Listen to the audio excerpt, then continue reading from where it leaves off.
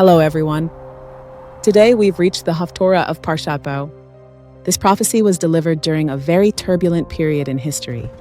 This was a time when the great powers of the region were fighting for control, and the land of Israel was caught between them, small and vulnerable. On one side, Babylon is rising and becoming a tremendous power, while on the other, Egypt, a long-standing and strong empire, is trying to hold on to its position. In this reality, the people of Israel are in exile and uncertainty, and the prophet Yirmiyahu delivers the word of God. The word of God spoken here deals with the coming of Nebuchadnezzar, king of Babylon, to strike the land of Egypt. Nebuchadnezzar was a powerful ruler, a determined leader, and under him the Babylonian Empire controlled vast territories.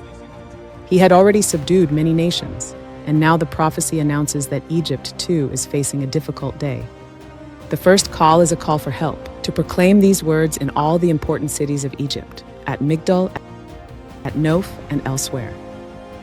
The message is simple and clear. Prepare yourselves, stand your ground, because the sword is already all around you. This is not a sudden surprise, but a process that is approaching and cannot be ignored. And then a difficult question arises. Why were the mighty knocked down? Why aren't the strong warriors standing their ground? The answer is stated simply. It's not because of some random weakness, but because God Himself is pushing them back. This is a message that repeats again and again in the words of the prophets. Military might alone is no guarantee of victory. The failure spreads, many grow weak, they fall upon one another, and the confusion intensifies. Amid the fear and chaos, people say to themselves, let's return to our people, to our homeland. Let's flee from the approaching sword. This is the image of an army falling apart, of shattered confidence. About Pharaoh, king of Egypt, something is said that perfectly reflects the situation. A lot of noise, a lot of talk, a lot of promises, but when the moment of truth arrives, the time has passed and the opportunity is lost. The power that once seemed solid is really hollow. And then comes a strong declaration, like Mount Tabor, which stands out clearly among the mountains, and like Mount Carmel, which is prominent against the sea, so will the enemy come. Not by accident, not by chance, but in a clear and visible way. It will be impossible to ignore his arrival. To Egypt, it is said, prepare exile vessels for yourselves. This is a harsh expression. Anyone who thought they would sit in safety must start preparing for wandering. Noph, one of the main cities, is destined to become a wasteland, a place with no inhabitants. Egypt is described as a beautiful and delicate heifer, but from the north comes destruction, an awakening, a sudden blow. Even the mercenaries within her, hired soldiers who were paid in silver, seem strong like well-fed calves. But even they flee together, they do not stand their ground. Their time of disaster is coming. Their appointed time is approaching. The picture becomes sharper. Egypt moves in utter silence, like a snake trying to escape. But the enemies come with force, with axes, like lumberjacks. Her forest is cut down, nothing remains.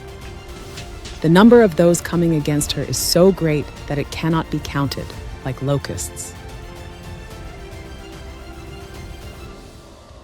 Egypt dries up, is humiliated, and is handed over to the people of the north, Babylon.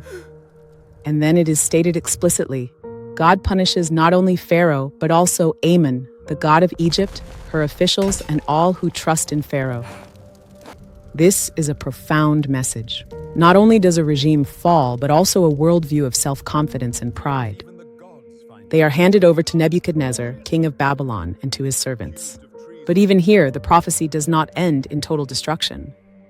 It is said that after all this, Egypt will return and dwell as in ancient days. It will not disappear completely, but will remain, though not in a position of power. And then suddenly, there is a sharp change. From speaking about Egypt and Babylon, the prophecy turns directly to the Jewish people. Here comes great consolation. And you do not be afraid, my servant Yaakov. The message is clear and simple. Do not be afraid. It is said that a day will come when God will save Israel from afar, and He will bring back His descendants from the land of captivity. Yaakov will return, will be at peace, will dwell in tranquility, and no one will make him afraid. This is a picture of calm, of security, of life without anxiety. And again, the reassurance returns. Do not be afraid, my servant Yaakov, for God is with you. Destruction has indeed come upon the nations, but you will not be destroyed. There will be suffering, there will be judgment, but not total destruction. There is correction, there is a limit, and there is a future. This prophecy presents a clear picture. Empires rise and fall, pride is broken, and military power changes hands.